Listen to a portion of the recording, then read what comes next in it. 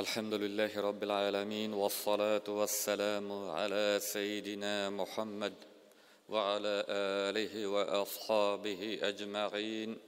Барлық мақтаулар һәм ұлықлаулар жерләрне һәм күкләрне юктан бар кылып, шушы жерләр һәм күкләр арасындагы барлык тиреклекне юктан бар кылучы һәм дә шушы тиреклекне юктан бар кылганнан соң аларны сый һәм ниғмәтләндереп торучы Раббыбыз Аллаһ субханаһу ва таалагә хәмд сәнәләребез булып, күңел түрләребездән чыккан салават шәрифләребез шушы җирләр һәм күкләр арасындагы барлык тиреклекнең акыл ияләренә пәйгамбәр һәм рәхмәт буларак иңдерелмеш пәйгамбәребез Мөхәммәд саллаллаһу алейхи ва сәлләмгә күңел түрләребездән чыккан салават шәрифләребез ирешсә иде һәм аның гаиләләренә һәм сахабаларына.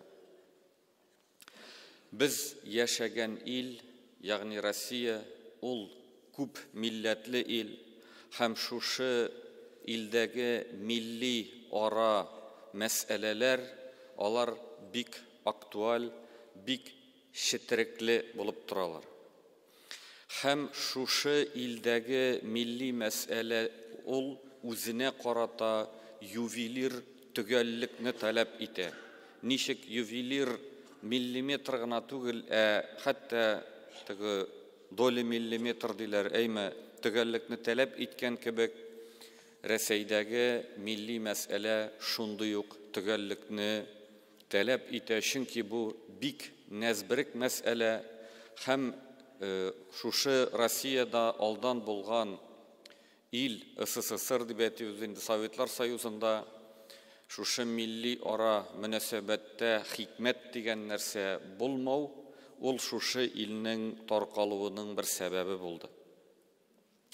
Һәм бүгенге көнне җәмәгать шушы илдә яшәгән халыкларның инде сан ягыннан икенче урында торганы, ислам динен тотучы халык буларак инде беренче урында торган милләт ул безнең милләтебез татарлар җәмәгать. Һәм мөселманнар арасында шушы милли мәсьәләгә карата булган ике диаметраль капма каршы фикер бар. Бу ике фикер бер-берсенә капма каршы тора һәм шушы фикернең беренчесе ул инде милләтләргә аерылу бөтенләй юк. Ислам динендә бер генә өммәт, ул мөселман гына өммәт дигән фикер булса, икенчесе шушыңа капма каршы булган фикер, ул да булса инде үзеңнең милләтеңне башка милләтләрдән өстен кую теләге, бусы инде теге национализм диләр, һәм инде бусы шовинизмга китерә торган әмәл. Ләкин җәмәгать ислам дине ул теге шиккә дә, бу шиккә дә бару түгел, ислам дине ул урталык дине. Һәм Аллаһ субханаһу ва тааля мөселман кавмын ул умматул васат, ягъни урталыкны саклый торган өммәт дип атады. Шуңа күрә җәмәгать ислам динендә милләт юк дип әйтү дә ул хата, һәм ислам динендә, мәсәлән, үзеңнең милләтеңне башка милләтләрдән өстен күтәрүдә ул шулай ук хата. Дөрес мөнәсәбәт үз милләтеңә нинди соң дигәндә, Аллаһ субханаһу ва тааля Коръәни Кәримдә бу хакта әйтте: "Аъузу биллаһи минаш шайтанир раҗим. Я әйюхан насу инна халакнакум мин закари ва унса ва джагалнакум шуъубан ва қабаиля литагарафу. Инна акрамакум индаллаһи атқакум. Инна Аллаха галимун хабир." Аллаһ субханаһу ва тааля әйтте: "Я кешеләр" диде. Җәмәгать Аллаһ субханаһу ва тааля Коръәндә төрле категория кешегә төрлечә мөрәҗәгать итә. Я кешеләр дип бүтән яшәгән кешеләргә мөрәҗәгать итә. Монда керәләр иман китергәннәре дә, иман китермәгәннәре дә. Чөнки Аллаһ субханаһу ва тааля иман китерүчеләргә: "Я әйюһәлләзина аману", я сез иман китерүчеләр дип аерым мөрәҗәгать итә. Ләкин монда мөрәҗәгать бара җир йөзендә яшәүче бүтән кешеләргә дә. Иман китергәнме ул, иман китермәгәнме ул, бөтенесенә дә һәм Аллаһ Субханаһу ва Тәгалә әйтте: "И кешеләр, без сезләрне ир һәм хатын итеп яраттык һәм бер-берегезне тануыгыз өчен төрле урыклардан һәм кабиләләрдән кылдык. Ләкин Аллаһ хузурында иң хөрмәтлегез Аллаһтан куркып, гөнаһлардан сакланучыларсыздыр" диде. Ягъни шушы аяттан чыгып әйткәндә, Аллаһ Субханаһу ва Тәгалә кешеләрнең җинесләренә, милләтләренә карап түгел, дәрәҗәне, тәкъвалыкларына карап бирәм диде. Ләкин шул ук вакытта Аллаһ Субханаһу ва Тәгалә кешеләрне төрле милләтләргә бүлүенең сәбәбен әйтте. Аллаһ Субханаһу ва Тәгалә әйтте, бүлдем диде, һәм ни өчен бүлгәнен дә әйтте литагарафу диде. Литагарафу фигыле, тагарафу фигыле ул җәмәгать нәрсәне булса да тану. Нәрсәне булса да танып белү. Һәм мәсәлән, әгәр дә без бу сүз күп мәгънәле сүз һәм аның шушы мәгънәсе яхшы мөгамәләдә булу. Һәм җәмәгать шушы ике мәгънәне берләштереп, галимнәр инде гәрчә Тасхилул Баян тәфсирендә бу аятны булай итеп аңлаттылар: төрле милләтләр арасыннан үз милләтеңне танып, аңа карата яхшы мөгамәләдә булу диделәр. Гомумән, милләтләрне литагарафу танып белү, милләтне танып белү. Һәрбер милләтнең бар аңа хас булган ниндидер аерым бер сыйфаты. Әле бүген генә бер кардәш белән сөйләшеп тордык. Теге сакалың синең теге татарча түгел дип, бер үзе татар, үзе әйтә, синең ди сакалың татарча түгел. Үзенең бөтенләй сакалы юк. Ярар, минем татарчамы, татарча түгелме? Синеңсең башка милләттән аерылып тору берәр сыйфатың бармы үзеңнең? Син башка милләттән нәрсә белән аерыласың? Кыяфәтең белән аерыласыңмы син? Телең белән аерыласыңмы? Син үз телеңдә сөйләшәсеңме? Син гамәлдә аерыласыңмы? Гырыф-гадәттә аерыласыңмы? Нәрсә белән аерылып торасың син? Урамда сине башка милләттән нәрсә белән аерылып була? Әйме? Бу нәрсә дигән сүз литагарафу иң беренче мәгънәсе ул аерылып тору. Аллаһ Субханаһу ва Тәгалә шушы хикмәтне бирде. Һәрбер милләтне, һәрбер кавымны Аллаһ Субханаһу ва Тәгалә аерым төрле иттереп яратты. Һәм бу тышкы кыяфәттә дә күренә, бу милли характерда да күренә. Ләкин мин бүгенгесе көнне инде әйтергә теләгән шушы аерылып тору сыйфаты ул тел хакына кагылып китәсем килә җәмәгать. Иң беренче үз милләтеңне танып, аңа яхшы мөгамәләдә булу дигән сүзне җәмәгать без азагына кадәр аңлап бетерсен өчен мин Коръәннең бер аятын китерәсем килә. Һәм бу аятта Аллаһ Субханаһу ва Тәгалә әйтте: "Фахал гасайтум ин таваллайтум ан туфсидул фил арди ва туқаттигу архамакум улаика аллазина лаганахумуллаху фа асаммахум ва агма абсарахум." Аллаһ Субханаһу ва Тәгалә әйтте: "Әгәр сез Аллаһның әмрен үтәмәсәгез, һич шиксез җирдә бозыклык кызырсыз һәм туганлык бәйләнешен үзәрсез. Андыйларны Аллаһ Тәгалә ләгънәт кылыр, саңгырауландырыр һәм сукрайтыр" диде. Менә җәмәгать туганлык җебен үзү дигәндә кемдер әйтергә мөмкин, монда бит туганлык җебе турында сүз бара, милләт турында сүз түгел дип. Сине туганлык җебе белән бәйләү ул милләт түгелме соң инде? Әгәр дә без, мәсәлән, туганлык җебен сахабалар ничек аңлаган? Менә шушы туганлык җебе ул ничәнче буынга кадәр бара? Ничәнче буынга кадәр булган кешене мин туган дип саный алам? Шушы мәсьәләне сәхабәләр ничек аңлаган икән? Шушыны белергә теләсәк, җәмәгать, безгә бер Гомар ибн Хаттабның радиллаһу анһу бер гамәленә игътибар итәргә кирәк. Мисыр дәүләте Ислам дәүләте составына кергәч, анда кыйптылар, ягъни коптлар милләте яши. Һәм бу милләт ислам динен кабул итми. Һәм алар ислам дәүләтенә җизия, ягъни налог түләргә тиеш булалар. Ләкин Гомар ибн Хаттаб аларны шушы салымнан азат итә. Ни өчен? Чөнки шушы милләттән булган бер хатын Пәйгамбәрбез саллаллаһу алейһи ва салламның хатыны була. Ягъни Гомар ибн Хаттаб шушы хатынның туганлык никадәр җиракта ул кем белән туган булуын карый, шушы хатын булган бөтен милләткә карата. Түгел аның әтисе, әнисе, әбисе, бабасы гына түгел. Һәм әгәр дә без туганлык җибен карарга тиеш икән, ул кайсы буынга кадәр? Аллаһ Субханаһу ва Тәгалә бу җәмәгать нәрсә диде Коръәндә? Андыйларны диде, ягъни туганлык җибен үзүчеләрне Аллаһ Субханаһу ва Тәгалә ләгънәт кылыр.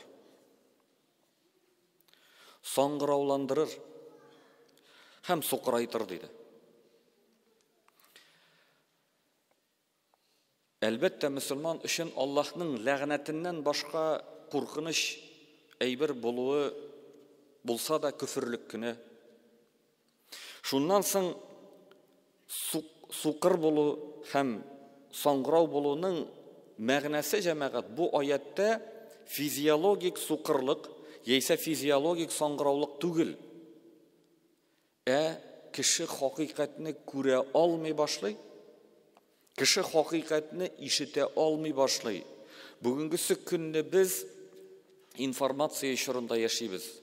Һәм бүгенгесе көнне безнең баш миебез аркылы үткән информация ул 100 ел элек яшәгән кешенең башы аркылы үткән информациядән 30 тапкыр күбрәк. Без бүген 30 тапкыр күбрәк информацияны башыбыз аркылы эшкәртәбез. Моңа инде китап, гәҗит, журнал, телефон, телевидение, интернет һәм башкалар. Дөньяның теге пишмагында булган хәбәр бер мизгел эчендә дөньяның бу пишмагына барып җитә, без аны күрәбез, ишетәбез һәм башыбыз белән эшкәртәбез. Ләкин шушы теге язгы ташу кебек аккан мәгълүмат, информация арасындагы мәгълүмат кайсы дөрес түгел, кайсы хакыйкать, кайсы батыл икәнне сүзләргә фильтр кирәк. Әгәр ул фильтр синең каян булсын, әгәр дә Аллаһ Субханаһу ва Тәгалә сине хакыйкатьне күрү һәм хакыйкатьне ишетә белү сәләтеннән мәхрүм калдырды икән.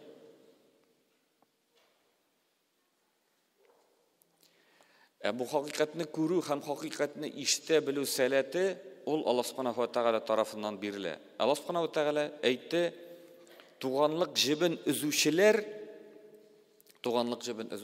Аллаһ Субханаһу ва Тәгалә бу сәләттән, ягъни сукрайтыр һәм сукыр калдырыр һәм күзсез калдырыр дигән, сукрайтыр һәм саңгырау калдырыр дигән сүздә ул хакыйкый сукраю, ягъни физиологик күрү яисә ишетү турында сүз бармый, тәфсирдә аңлатыла хакыйкатьне күрү. Һәм хакыйкатьне ишетә белү сәләте хакында бара. Һәм җәмәгать менә нинди куркыныч җәза көтә икән туганлык җибен үзгән кешене. Шуңа күрә үзебезнең милләтебезгә карата иң дөрес булган мөнәсәбәт ул инде милләтебезне башка милләтләр арасыннан аларны милләтебезне аера белү һәм инде әлбәттә милләтебезне башкалардан үстен кую түгел, ләкин үзебезнең милләтебезне хөрмәт итү. Һәм бу шушы ук силатур рахмның бер элементы, туганлык җепләрен саклауның бер өлеше. Һәм шушы Аллаһ Субханаһу ва Тәгалә халыкларга биргән айырмалык, ягъни бер халык икенчесеннән айырылып тору сәбәпләренең берсе, айырылып тору сыйфатларының берсе ул телдә чагыла. Ягъни һәрбер халыкның, һәрбер кавымның үзенең теле бар. Һәм безнең халкыбызның да үзенең теле бар, җәмәгать. Һәм телгә килгәндә, тел ул җәмәгать иҗтимагый күренеш. Һәм шушы безнең телебезнең сакланып килүе ул күп дәрәҗәдә инде белгиләнгән динебез ислам белән. Ни өчен? Бер яктан ислам дине, халкыбыз ислам динен кабул иткәч, безнең халкыбыз гарәп һәм фарсы сүзләре дә телебезгә күп итеп үтеп керә. Ләкин бу җәмәгать ике теллелек, ул катнаш ике теллелек дип атала, ягъни җәмгыятьтә кулланыла бер тел, ягъни безнең татар теле, ләкин шушы җәмгыятьтә кулланылган бер телгә читтән ниндидер сүзләр генә үтеп керә. Бу телнең сакланып калынуы өчен куркыныч процесс түгел.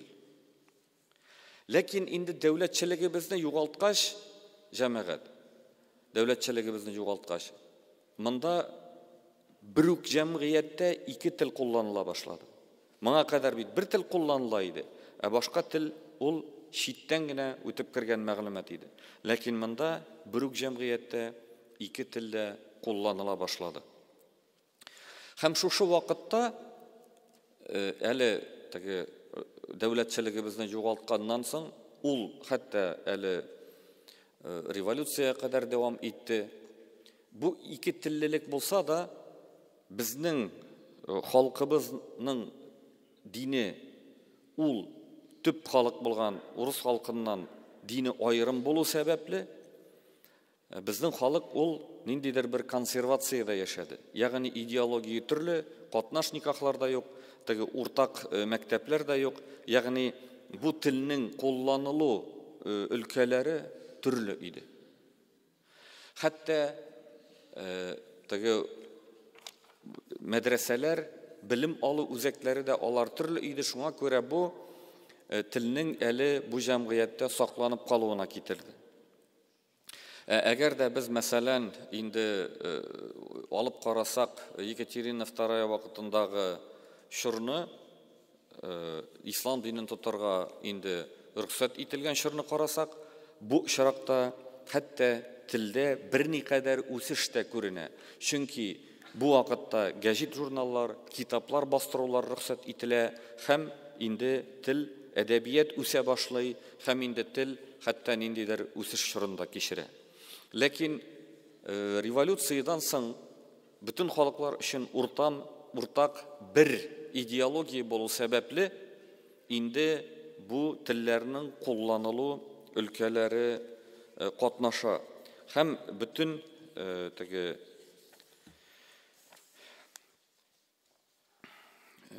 бүтән өлкәләр дә инде бер телдә кулланыла башлый.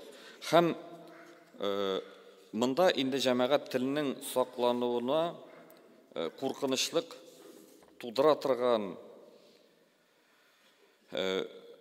мәсьәләләр барлыкка килә, ягъни теленең кулланылышы инде төрле өлкәләрдә бергә катнаша башлый. Һәм менә җәмәгать безнең телебезнең җәмгыятьтә үсеше белән кем тели шул шөгыльләнә. Ләкин телнең җәмгыятьтә үсешенең үзенең кануннары бар. Менә без бит мәсәлән тешебез авыртса, теге аяк киеме ясаучыга бармыйбыз, теш врачына барабыз. Аяк киеме тишелсә, теш врачына бармыйбыз. Һәрбер өлкәдә үзенең специалисты бар. Һәм менә телнең җәмгыятьтә үсешенең бар кануннары. Без тел дибез, аны саклап калырга кирәк дибез. Ләкин бу өлкәне өйрәндекме соң без? тілнең җәмгыятьтә сакланып калуның кагыйдәләрен кайсыбыз өйрәндек? Бераз специалистның диен карадыкмы без? Язмаларын. Шул ук вакытта филология фәннәре кандидаты Тәүзих Ибрахимов, ягъни бу өлкәдә специалист булган, бу өлкәдә инде нәрсәдер аңлаган кеше шушы Сәүит чорындагы телнең сакланышы хакында әйтте. Күп кенә хәбәрләшү өлкәләрендә шул исәптән завод-фабрикаларда, эшне оештыруда, җәмгыять белән идарә итүдә, һөнәри һәм югары белем алуда төгәл фәннәр өйрәнүче гыйльми институтлар эшчәнлегендә татар теле файдаланмый. Һәм бу, ягъни татар шунда катнаша, ләкин аның теле файдаланылмый. Һәм бу телнең инде сакланып калмавына иң зур куркыныч. Һәм бүгенгесе көндә дә шулай. Һәм без әллә нәрсәләр, әллә нинди проектлар уйлап табырга мәҗбүр, ләкин әгәр дә тел җәмгыятьтә кулланылмый икән, аның сакланып калуы икеле. Һәм моны специалистлар әйтә җәмәгать. Әзрәк колак салыйк.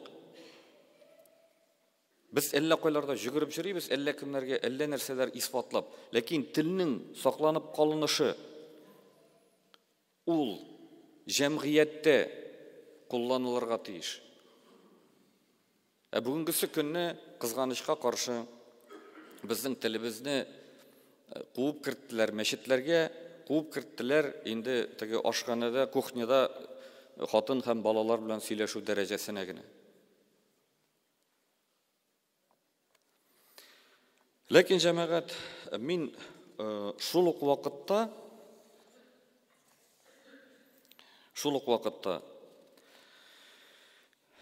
теге төшенкелеккә бирелергә кирәк дип санамыйм. Чөнки ни өчен?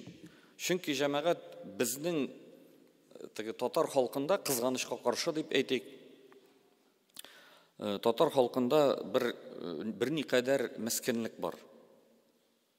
Үзебезне курбан итеп хис итү бар. Кеше үзен курбан итеп хис итсә, бу инде Аллаһны шөкер итү түгел. Күз алдына китерик. Без менә бер сахаба базарда бер кешенең үзенең тормышына зарланганын күрә. Үзенең тормышына зарланганын күрә дә һәм әйтә: "Син ди рәхимле булган Аллаһтан рәхимсез булган кеше каршында зарландың" ди. Теге мин Аллаһтан зарланмыйм, мин бит үземнең тормышыма зарланам. Ул тормышыңны сиңа кем насип итте? Хәтта безнең халкыбызның шушы хәлдә булуы, шушы хәлгә килүе һәм шул исәптән телебезнең шушы хәлдә булуы ул җәмәгать Аллаһ Субханаһу ва Тәгалә тарафыннан куелган бер сорау.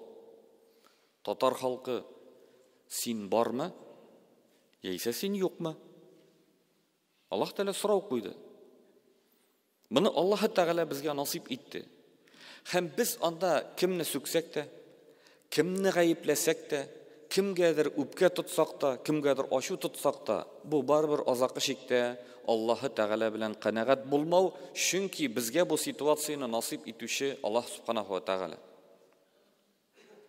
Кайбер галимнәр әйтте, мөселманнар үзләре дә уйламыйча, үзләре дә аңламыйча Аллаһтан зарланалар. Һәм бу милли өлкәдә генә түгел, бу тел мәсьәләсендә генә түгел. Ул матди мәсьәләдә, сәламәтлектә дә, мөнәсәбәттә дә шулай.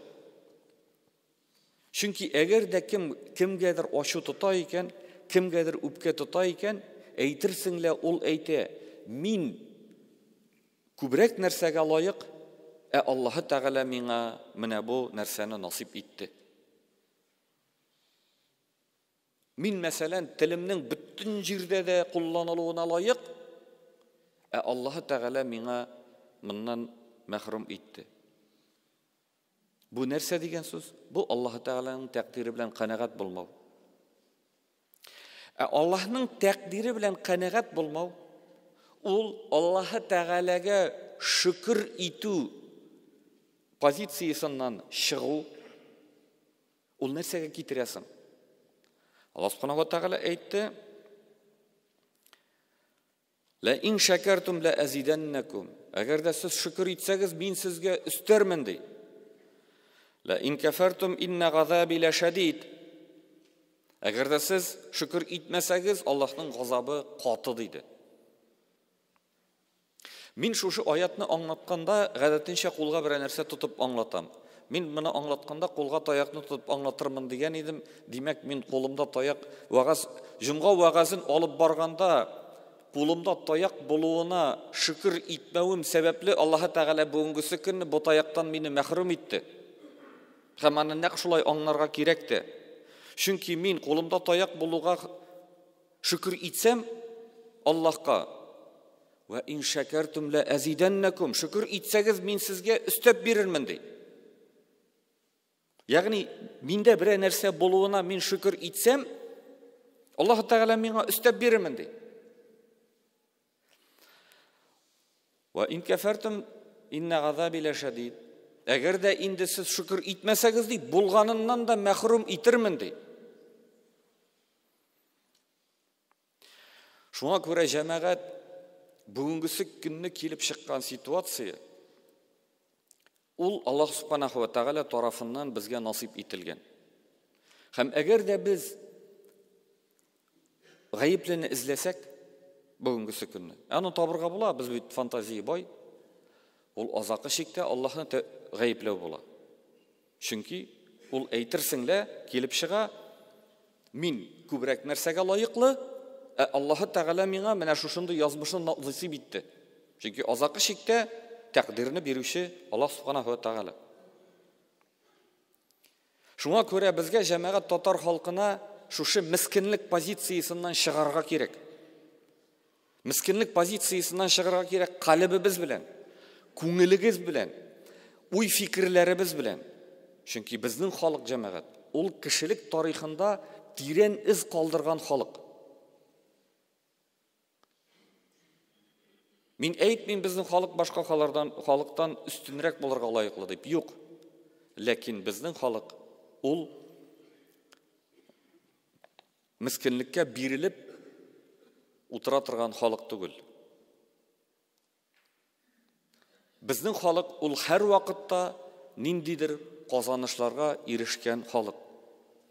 Һәм хәтта бу телебез белән, һәм милләтебез белән килеп чыккан бүгенгесе көнне булган вазгыятьтә, хәтта мәсәлән, алып карыйк, нинең теге исемен оныттым инде, бер язучы 200 елдан соң инқираз, ягъни 200 елдан соң татар халык бетәчәк дип ул әйтеп калдырган. Ләкин бу Аллаһның эшенә тылкышу. Син каян беләсең 200 елдан соң нәрсә була? Син Аллаһ Субханаһу ва Тәгалә өчен инде карар кылып куйдыңмы ни? Ул шулай булачак, әгәр дә син Аллаһка тәвәккәлләү урынына аның өчен хәл итә башласаң, аның өчен карар кыла башласаң. Ләкин алга карарга кирәк беренчедән өмет белән, Раббыбыз Аллаһка шөкер итү белән, булганы белән, бүгенгесе көнне булганы белән шөкер итү. Һәм һәрбер килеп чыккан ситуациядан үзебез өчен файда ала белергә кирәк.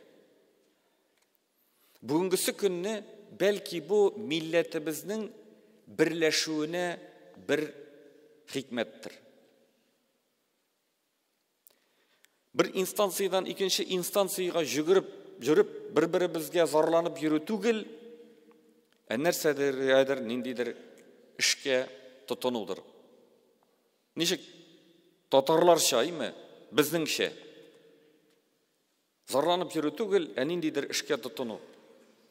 Һәм бу безнең Аллаһка тәвәккәллегебезнең бер галәмәте. Менә җәмәгать, әгәр дә без Муса алейхиссәламның дугасын карасак, Аллаһ Субханаһу ва Тәгалә Муса алейхиссәламгә нәрсә ди?